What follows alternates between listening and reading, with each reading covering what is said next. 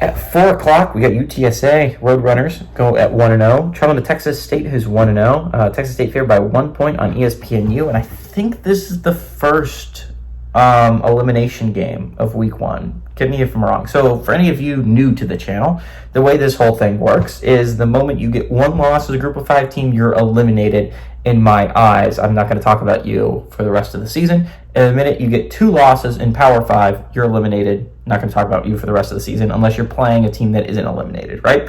So this is an elimination game. There were some of those week 1, but since they're 0-0, it's not as interesting. 1-0, I think a lot more is on the stake.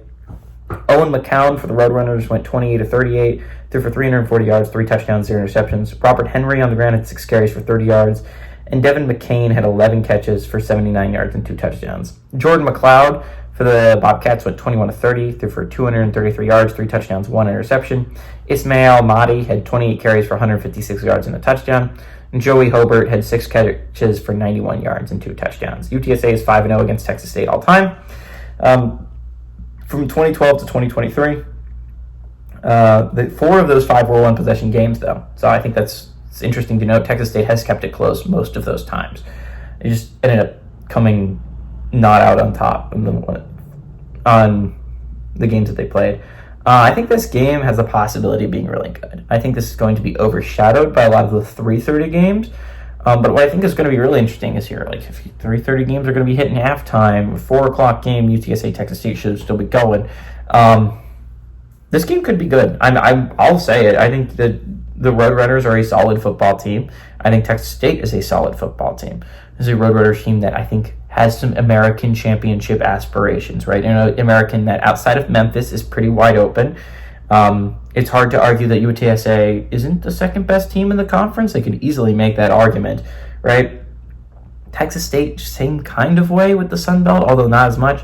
Sun Belt is still very much in the air, I would say. There's still some question marks around James Madison. There's still some question marks around whether App State can actually not throw in big games. There's some question marks around Troy, especially losing to Nevada to start out the year. There's question marks around Georgia Southern and question marks around Old Dominion. Like, there's a lot of question marks about who can be good in this Sun Belt.